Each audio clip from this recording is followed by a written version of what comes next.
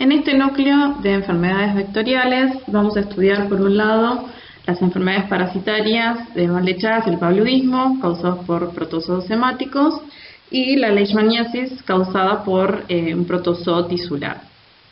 Por otro lado, respecto a las infecciones virales, a las arbovirosis, vamos a estudiar fiebre amarilla, dengue, zika y chikungunya. Estas arbovirosis son enfermedades virales que nacen y se transmiten a través de artrópodos. Vamos a conocer la historia natural, la acción patógena, tanto de estos virus como de los parásitos, y vamos a hacer mayor hincapié en la fisiopatogenia del dengue y sus complicaciones. Dentro de los agentes vistos esta semana, infecciones de transmisión vectorial, tenemos a los virus del dengue, la fiebre amarilla y el Zika, que pertenecen a la familia Flaviviridae y el género Flavivirus, y el virus del chikungunya, ¿sí?, que pertenece a otra familia distinta que es Togaviridae, y el género Alphavirus. Y por otro lado tenemos a parásitos, ¿sí?, parásitos que son protozoos, que se van a agrupar, ¿sí?, siguiendo una clasificación de acuerdo a su funcionalidad, ¿sí?, que se llaman grupos funcionales, que se vio al principio de la materia, en el núcleo 1. Y estos grupos funcionales van a ser protozoos flagelados, ¿sí?, y apicomplexa, tenemos en este caso. Como protozoos flagelados tenemos a los tripanosomátidos, ¿sí?, que son Trypanosoma cruzi y Leishmania. Y como protozoo apicomplexa, o coccidios, también se los conocen como coccidios, tenemos a Plasmodium, al género Plasmodium, y hay varias especies dentro de este género. Las enfermedades vectoriales son transmitidas por vectores. Estos vectores son animales. En este caso, en este núcleo vamos a tratar enfermedades transmitidas por insectos, ¿sí?, tanto insectos dípteros, mayormente que participan en las arbovirosis, como flebótomos, ¿sí?, y la vinchuca en el caso de las parásitos. Estos vectores, además del rol esencial que tienen en la transmisión de la enfermedad, también son necesarios para que tanto virus como parásitos cumplan parte de su ciclo biológico en su interior, ya que dentro de estos vectores se multiplican o se reproducen. Dadas las características biológicas y la distribución de los vectores de estos insectos, en general estas enfermedades se desarrollan con mayor prevalencia en zonas tropicales y subtropicales y en lugares donde hay problemas de acceso al agua potable principalmente, y hay deficiencias en el saneamiento ambiental. Estas enfermedades representan un 17% de las infecciones causadas a nivel mundial, y la más mortífera de todas es el paludismo o malaria, y se estima que en el 2018 causó 405.000 muertes, según la Organización Mundial de la Salud, siendo los menores de 5 años los más afectados. Por otro lado, el dengue es la enfermedad, la arbovirosis que más ha crecido en los últimos 50 años, y nuestro país es zona endémica, principalmente en el norte, para el mal de Chagas más. En el caso de las parasitosis, los vectores adquieren la infección cuando se alimentan de un hospedador, ¿sí? En general son mamíferos los reservorios de esas enfermedades, y bueno, los obtienen a través de la sangre. Luego, en el intestino de estos insectos, los parásitos se van a reproducir, se van a multiplicar, y el paso siguiente es que a través de las deyecciones o de la saliva son introducidos, sí, nuevamente en otro hospedador mamífero. En el caso de las arbovirosis, los mosquitos se infectan cuando se alimentan de la sangre de un hospedador virémico. En el intestino de estos artrópodos, el virus infecta el epitelio intestinal y se replica en las células epiteliales. Y luego se dirige a través de la hemolinfa hacia las glándulas salivales, donde se replica también, se acumula, y entonces allí, a través de la saliva, se va a transmitir hacia otros nuevos hospedadores. Las arbovirosis en general se mantienen silenciosas en sus ciclos silvestres, en mamíferos silvestres, pero bueno, en la actualidad están emergiendo y reemergiendo a nivel mundial, y estos virus tienen la capacidad de ingresar a los ecosistemas urbanos y generar epidemias en humanos y en animales domésticos. Este traspaso de las arbovirosis de los ciclos silvestres a los ciclos urbanos se da en general por la expansión de las poblaciones humanas en las zonas silvestres, que afectan a las poblaciones de vectores y hospedadores, también por movimientos humanos mediante transporte aéreo, tráfico de animales y mutaciones genéticas, y también se relacionan a los cambios climáticos, cambios ambientales producidos por el hombre, entre otros factores. El mal de Chagas-Mazza es una enfermedad parasitaria causada por Trypanosoma cruzi, que es un protozoo flagelado de la familia Trypanosomatidae. El vector en esta enfermedad es la vinchuca, cuya especie es Triatoma infestans, siendo la especie más predominante en nuestra región. El ciclo de este parásito comienza cuando el reservorio humano o el hospedador es picado por una vinchuca que está infectada, y en ese mismo momento la vinchuca defeca y los tripomastigotes metacíclicos que estaban en su intestino ingresan a través de la herida que se generó con la picadura, al rascarse por la comezón que se produce. Luego esos tripomastigotes metacíclicos penetran dentro de las células en distintos tejidos, pierden el flagelo convirtiéndose en amastigotes y se multiplican por división binaria. Luego vuelven a transformarse en tripomastigotes, teniendo un comportamiento cíclico, ya que esos tripomastigotes pueden volver a infectar otros tejidos y volver a transformarse en amastigotes, y cuando las células se rompen, estos tripomastigotes salen y son liberados al torrente sanguíneo. Cuando la vinchuca se alimenta de un hospedador que está infectado, ingiere a través de la sangre los tripomastigotes. Estos tripomastigotes se transforman en epimastigotes en el intestino medio, donde se van a multiplicar también por división binaria. Estos epimastigotes van a transformarse nuevamente en tripomastigotes metacíclicos en el intestino posterior, y van a migrar hasta allí mismo en el intestino, van a salir a través de las deyecciones cuando vuelvan a picar a un nuevo hospedador humano. La leishmaniasis es una parasitosis causada por un protozoo flagelado también, de la misma familia que Trypanosoma, la familia Trypanosomatidae, que es la leishmania, ¿sí? Hay distintos tipos de leishmania, leishmaniasis visceral y leishmaniasis tegumentaria, y en Argentina el agente de la leishmaniasis visceral es Leishmania chagasi, y de la leishmaniasis tegumentaria de las Américas es la Leishmania viania brasiliensis. Esas son las especies que se encuentran en nuestro país, causantes de leishmaniasis, tanto visceral como tegumentaria. El hospedador también es, o reservorio, es el humano en forma accidental, y también hay hospedadores silvestres. El perro es uno de los animales que son fuente de contagio de la leishmaniasis visceral, y por eso también es que se la considera una zoonosis siempre cuando se encuentra el vector de por medio.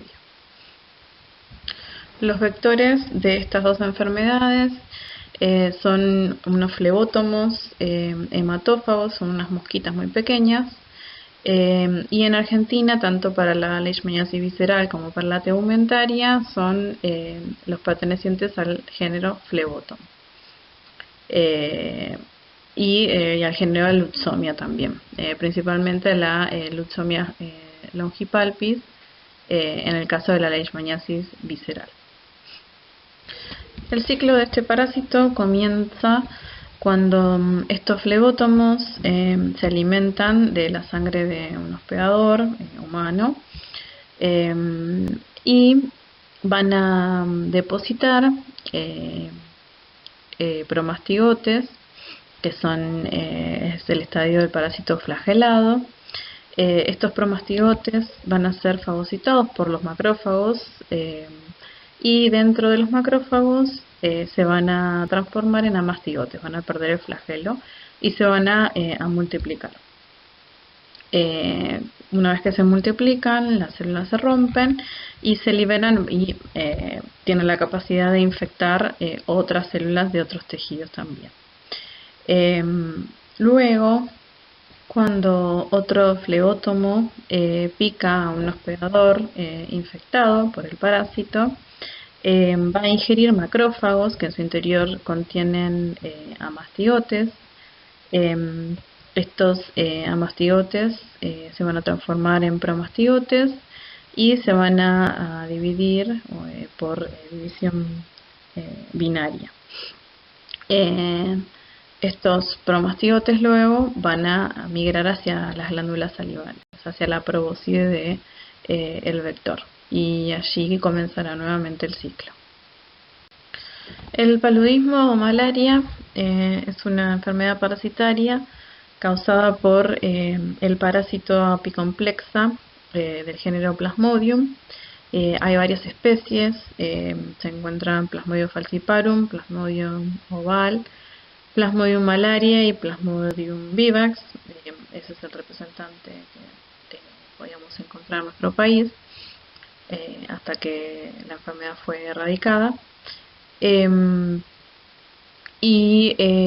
vector de esta parasitosis son los mosquitos del género Anopheles. El ciclo de este parásito comienza cuando un mosquito Anopheles pica a un hospedador humano y le inyecta esporozoitos. En el humano se dan dos estadios del ciclo, uno que es exoeritrocítico, ya que ocurre en las células del hígado, y el otro que es eritrocítico. Dentro de las células del hígado, estos esporozoitos se transforman en merozoitos que van a multiplicarse de manera sexual, y una vez que la célula, que el esquizonte está lleno de merozoitos, se rompe el esquizonte y se liberan hacia la sangre. En el caso del ciclo dentro de los glóbulos rojos, se van a encontrar otras formas de este parásito, que son los trofozoitos. Estos trofozoitos primero van a ser inmaduros, después van a empezar a madurar y nuevamente por esquizogonia van a dar más merozoitos. Esta esquizogonia también es un tipo de reproducción asexual.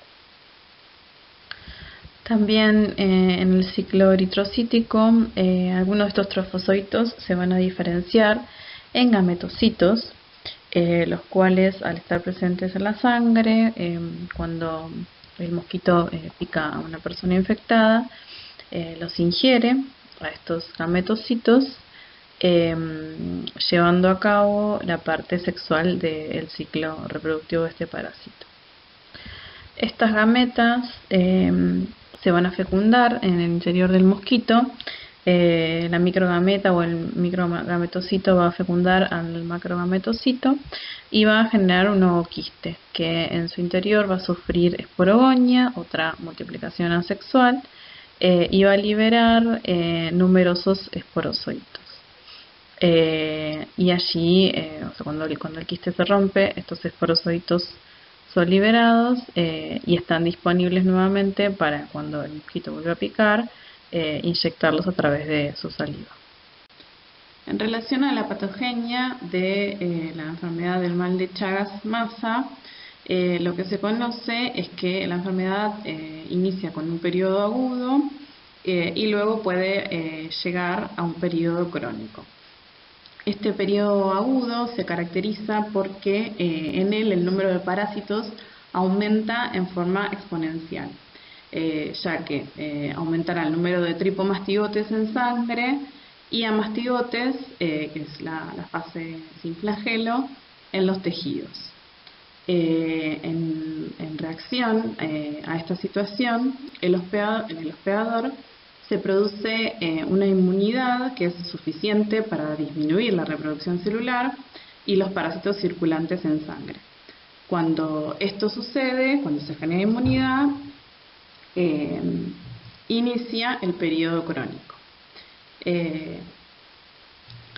Este periodo agudo puede presentar síntomas como es la fiebre, pero suele ser asintomático y una de las características, además de considerar la epidemiología de la enfermedad, de la zona donde se vive y todas las características en relación a la vivienda y al área geográfica de la enfermedad, es tener en cuenta el chagoma inoculación, que es el sitio donde se produce la inoculación del parásito, ¿sí?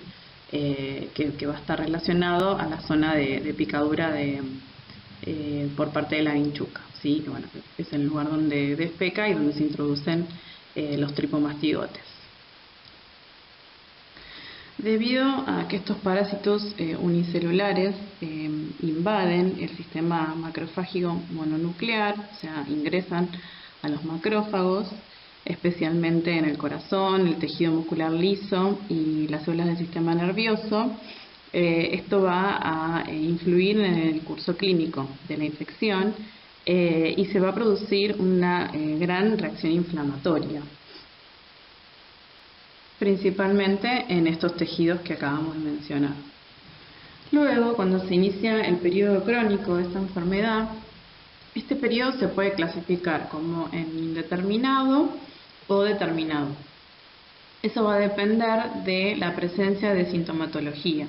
Hay un porcentaje bastante elevado de personas que no desarrollan más sintomatología y hay otras en donde sí se van a presentar en forma cardíaca, la forma digestiva, la forma nerviosa, y también este parásito se puede transmitir de manera vertical. Entonces se va a desarrollar la forma congénita. Los tejidos afectados en esta fase determinada de la enfermedad, ya sea el corazón, los tejidos del sistema digestivo, del sistema nervioso, entonces van a sufrir una inflamación linfoplasmática y fibrosis. La leishmaniasis visceral o enfermedad de Kala-Azar en Argentina es causada por la especie de Leishmania chagasi y compromete principalmente el sistema fagocítico mononuclear. De esta manera afecta de manera preferente al vaso, el hígado, la médula ósea y los ganglios linfáticos. Otros órganos ricos en células monocíticas, como los pulmones, los riñones y la piel, también pueden estar afectados. En el caso del vaso, este órgano por lo general aumenta considerablemente su tamaño, se vuelve nodular y en los casos crónicos sufre fibrosis. Respecto al hígado, con frecuencia se observa infiltrado linfomonocitario de los espacios porta. Y en relación a la médula ósea, hay presencia de parásitos amastigotes intracelulares y un bajo número en la serie roja y en la serie blanca. Y principalmente los ganglios mesentéricos son los más comprometidos.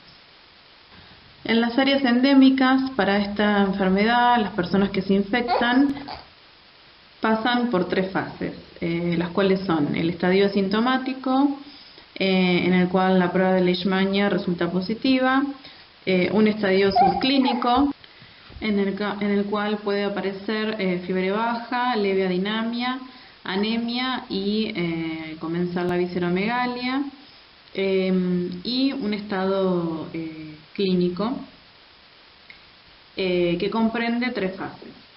Una fase aguda, en la cual se inician los síntomas. En esta fase aguda puede haber fiebre, se puede iniciar periodo de fiebre, hepatosplenomegalia, también pueden iniciarse hemorragias, descenso de peso.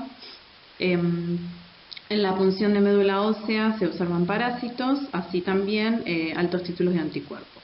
Pero la prueba de Leishmania en esa fase da negativa.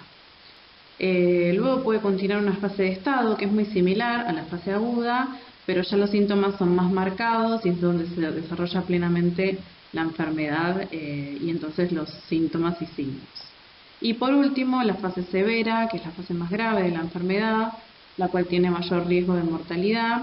Y en esta fase ya el paciente entra en un estado de caquexia por la grave pérdida de peso, constantes episodios de fiebre alta, una esplenomegalia ya masiva y frecuentes hemorragias.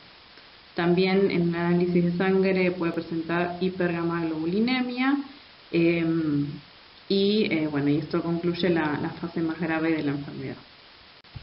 La patogenia de la leishmaniasis tegumentaria se va a desarrollar en relación a la respuesta del sistema inmune en la persona infectada por este parásito. Esta respuesta puede variar entre 2 polos, un polo hiperérgico y un polo anérgico de la enfermedad. Esto será en relación a que, como los parásitos son fagocitados por los macrófagos, luego estos macrófagos activan a los linfocitos T helper y entonces, según cuáles linfocitos T helper se activan, se va a desarrollar alguno de los 2 polos. En el caso del polo hiperérgico hay mayor activación de los TH1 con producción de interferón gamma y las citocinas interleuquina 12. Y en el caso del polo anérgico, que está en el otro extremo, hay mayor activación de los TH2, lo cual induce a la producción de las interleuquinas 4, 5 y 10. En el polo hiperérgico de la enfermedad se desarrolla la enfermedad mucosa y esta se debe a que la respuesta celular es muy exacerbada, por lo cual si bien los parásitos serán destruidos, eso también provoca mucho daño en los tejidos. La respuesta terapéutica de estas formas severas no son buenas y las recidivas son bastante frecuentes. En el otro polo de la enfermedad, en el polo anérgico, se desarrolla la enfermedad cutánea difusa y esto se debe a que hay una alergia específica, una alergia celular, entonces las células no atacan a los parásitos y hay gran producción parasitaria. El balance entre estas 2 respuestas, la TH1 y la TH2, va a ser crítico para el control de la enfermedad. Y tanto el interferón gamma como el factor de necrosis tumoral alfa son indispensables para la eliminación del parásito. La leishmaniasis tegumentaria en la Argentina es causada por Leishmania aviania brasiliensis y esta se va a desarrollar en 3 formas diferentes de acuerdo al tipo de respuesta inmune que se dé en el organismo, como vimos en la diapositiva anterior, comprendida entre los 2 polos, el hiperérgico y el anérgico. En este tipo de leishmaniasis, los promastigotes del parásito en su fase metacíclica van a infectar los macrófagos y las células de Langerhans de la piel, una vez que el parásito es inoculado.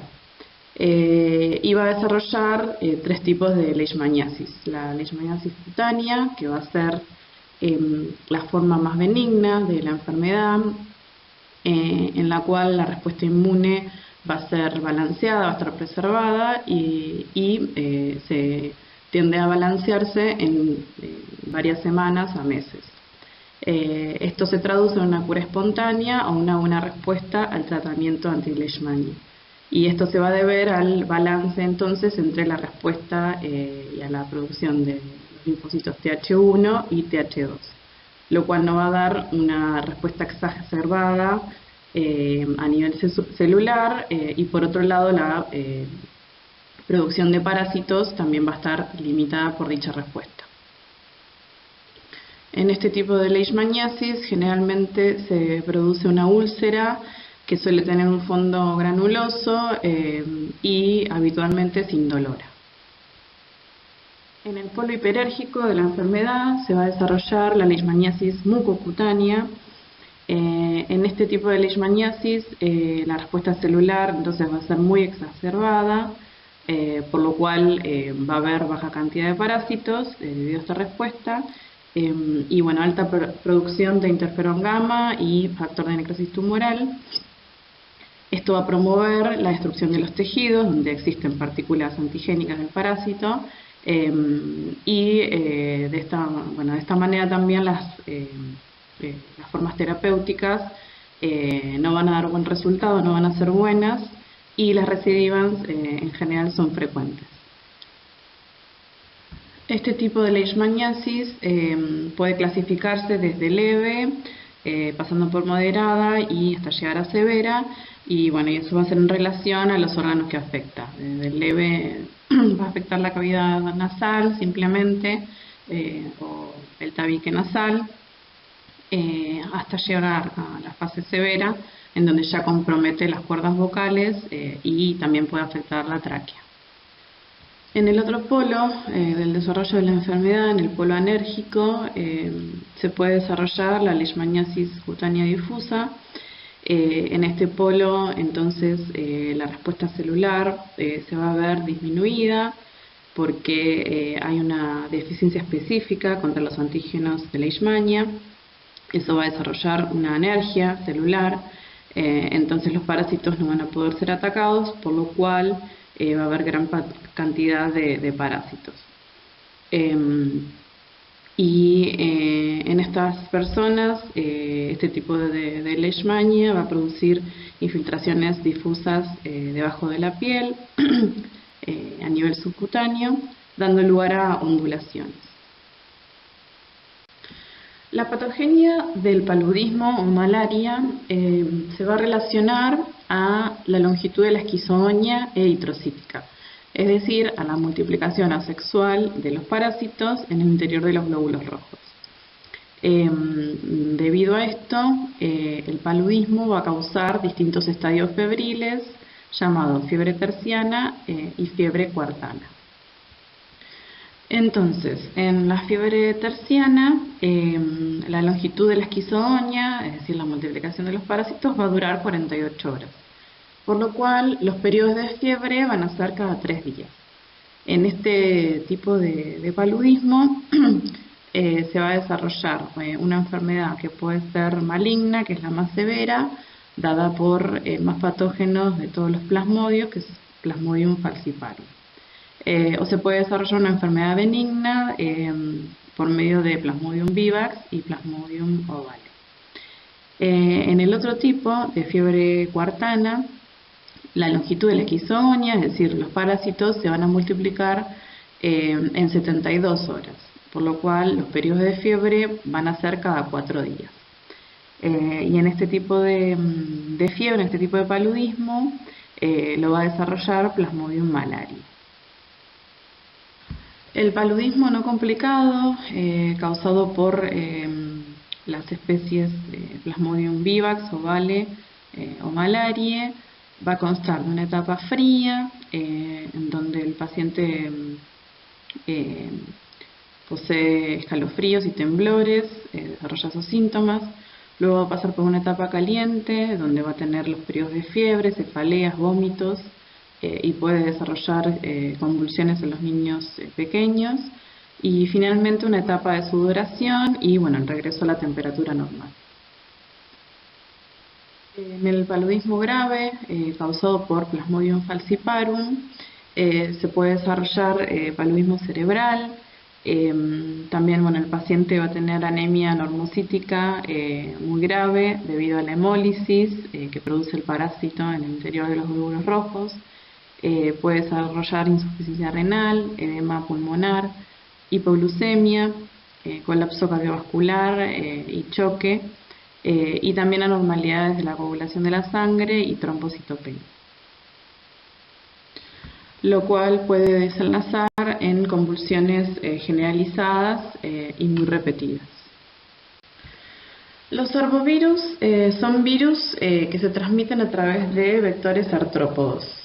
Este grupo de virus no se agrupan de esta manera por una clasificación taxonómica o biológica, sino que más bien es una clasificación o un agrupamiento ecológico.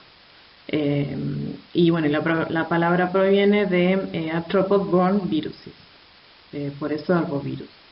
Y las familias que componen a este agrupamiento ecológico son la familia Flaviviridae, los Flavivirus, y la familia Togaviridae, los Togavirus. Tanto dengue, fiebre amarilla, como el virus del Zika pertenece a la misma familia Flaviviridae. Y el virus de chikungunya pertenece a la otra familia Togaviridae. Ambas familias, Flavivirus y Togavirus, están compuestos por una sola hebra de ARN que tiene polaridad positiva.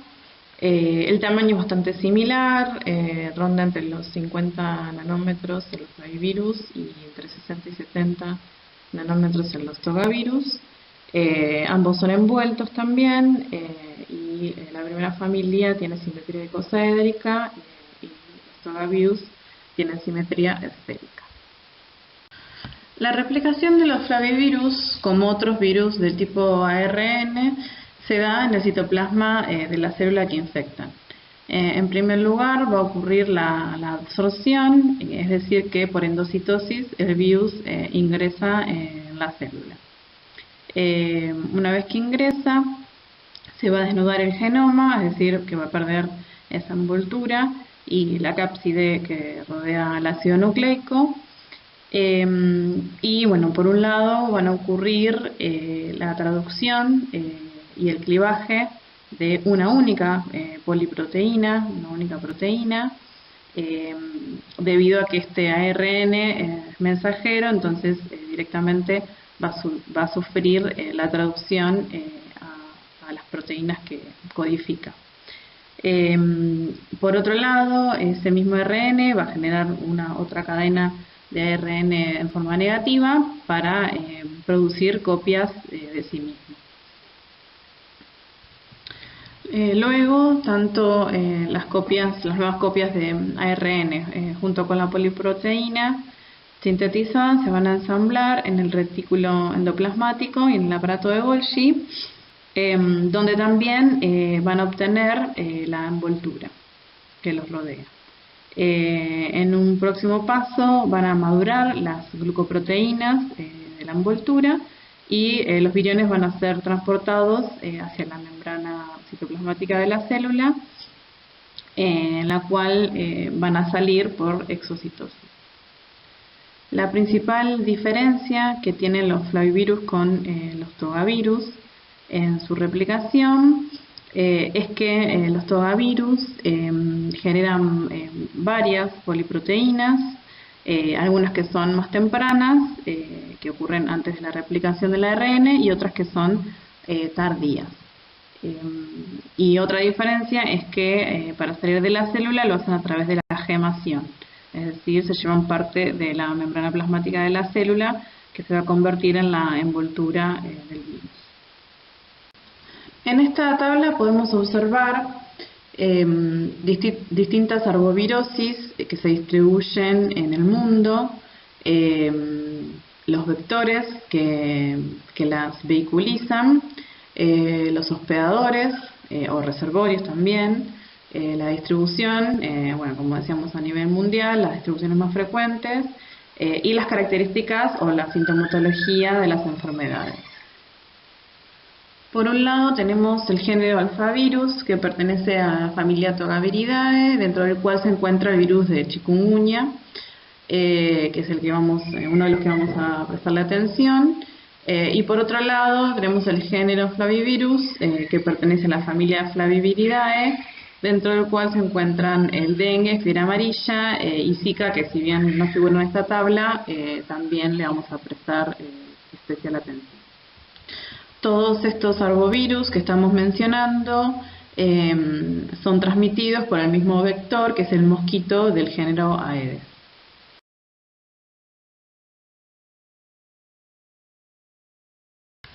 Los ciclos de transmisión de estas arbovirosis consisten, por un lado, en un ciclo selvático que se da en la naturaleza, en las cuales intervienen animales salvajes y especies de mosquitos que viven en esa zona.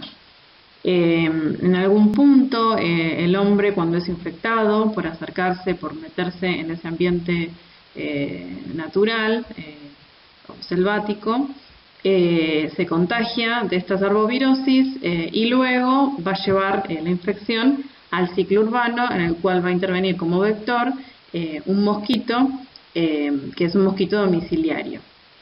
Estas arbovirosis tienen en común que Aedes aegypti es un mosquito domiciliario que interviene en estas arbovirosis.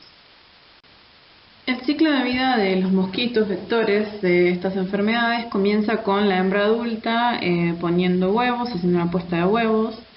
Luego estos huevos van a transformarse en larvas, van a pasar por distintas fases de larvas, las cuales son acuáticas.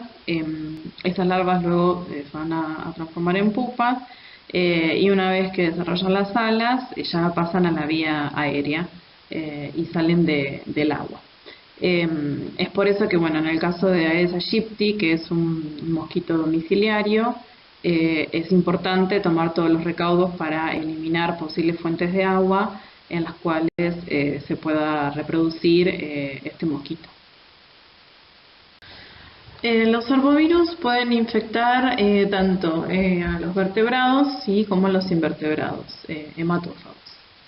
En el caso de los invertebrados, que también van a ser los vectores de las arbovirosis, las infecciones por lo general son persistentes en estos vectores y poseen una continua producción del virus en su interior. Los mosquitos hembra son los que adquieren el arbovirus cuando pican a un hospedador y se alimentan de su sangre, o un hospedador que va a ser un vertebrado virémico, es decir, que tiene carga viral. Y para que este ciclo siga funcionando en la naturaleza, el hospedador vertebrado debe mantener una viremia suficiente para permitir que este mosquito, este vector, al picarlo ingiera suficiente cantidad de virus y luego lo pueda transmitir.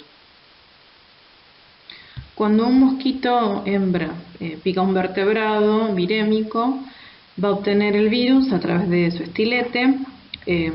Este virus va a ingresar, va a invadir las células epiteliales del intestino medio, atraviesa luego la lámina basal del intestino medio y va a alcanzar el torrente circulatorio.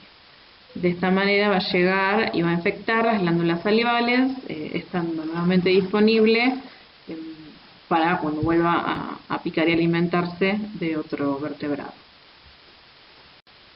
Cuando el mosquito pica al hospedador vertebrado, este mosquito hembra, siempre va a ser la hembra, regurgita la saliva que contiene el virus en el torrente circulatorio. El virus circula con libertad por el plasma de este hospedador y entra en contacto con células diana que son susceptibles. Estas células pueden ser células endoteliales de los capilares, monocitos, células dendríticas y macrófagos. Y en los hospedadores, en la naturaleza de la enfermedad provocada por alfavirus y flavivirus, Está determinada principalmente por el tropismo celular específico de cada uno de estos tipos de virus, la concentración del virus infectante en el hospedador y la respuesta individual a dicha infección. Y bueno, estos virus pueden provocar una enfermedad sistémica moderada, encefalitis o también una enfermedad hemorrágica. Cuando el mosquito hembra pica al hospedador, inocula aproximadamente 1000 partículas virales en el tejido subcutáneo. El virus va a ingresar a la estirpe de células monocíticas y macrófagos y también células dendríticas, y en estas células va a ocurrir la replicación viral. Todo esto en el sitio donde fue inoculado. Esto se va a desarrollar en los 2 a 3 primeros días luego de la picadura, en el cual la persona puede desarrollar una presentación leve de la enfermedad o asintomática.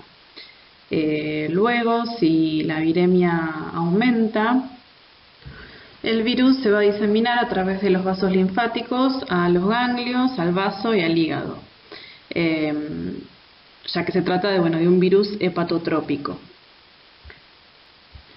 En este periodo, que va a ser entre el tercer y el séptimo día, luego de la infección, se puede desarrollar una enfermedad sistémica leve, la cual va a incluir síntomas como fiebre, dolores de espalda, escalofríos, cefaleas y otros síntomas gripales.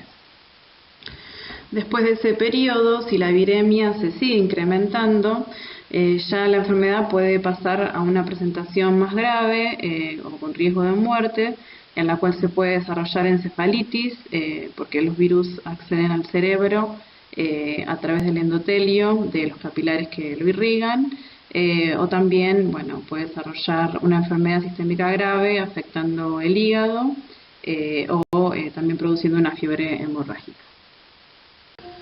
En las infecciones causadas por el virus del dengue, la respuesta inmune puede llegar a ser más dañina en sí que la mera presencia del virus. Por un lado, la respuesta inmunitaria celular que se desencadena ante la presencia de este virus puede destruir los tejidos y contribuir a la patogenia de la encefalitis. Eso se daría a nivel celular, mientras que a nivel humoral pueden darse reacciones de hipersensibilidad que se inician por la formación de inmunocomplejos entre viriones y antígenos víricos y también por la activación del complemento. El desarrollo de una enfermedad grave depende de una sensibilización inmune anterior por una infección heterotípica. Cuando una persona es infectada por un serotipo del virus del dengue, generará una protección, una serie de anticuerpos de larga duración que van a atacar a esos virus, a ese serotipo.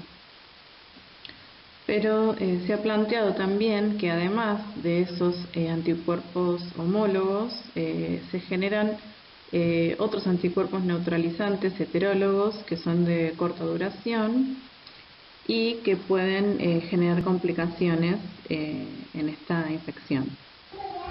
Cuando una persona es nuevamente infectada, pero por otro serotipo del virus del dengue, los anticuerpos producidos en la infección anterior van a generar unos complejos de anticuerpos subneutralizantes asociados a los virus que se van a unir a los receptores Fc que expresan células como los macrófagos y otras células linfocitarias, permitiendo la entrada de este virus en el interior de la célula. La formación de estos inmunocomplejos entre un serotipo nuevo del virus y los anticuerpos heterólogos generados en la infección anterior van a ser los responsables del efecto de amplificación dependiente de anticuerpos o efecto ADA. Con la unión de estos inmunocomplejos sobre la célula fagocítica, sobre el monocito o el macrófago, y el inicio de la replicación viral, se generan señales intracelulares que incrementan la expresión de los receptores Fc sobre su superficie, por lo cual se incrementa significativamente la replicación viral, ya que al haber mayor cantidad de receptores Fc sobre estas células, también será mayor la cantidad de virus que puedan ser reconocidos por estos receptores e internalizados en el interior de la célula. Otro aspecto en la inmunopatogenia de esta enfermedad es la marcada activación de los linfocitos T y la inducción en la reactividad cruzada entre las células CD4, o sea los linfocitos TCD4 y los TCD8, que reconocen a los antígenos virales del virus en los monocitos infectados. Esto va a producir una reacción inflamatoria muy importante debido a la liberación de muchas citoquinas con propiedades vasoactivas y procoagulantes, también a la activación del complemento y la liberación de interferón gamma.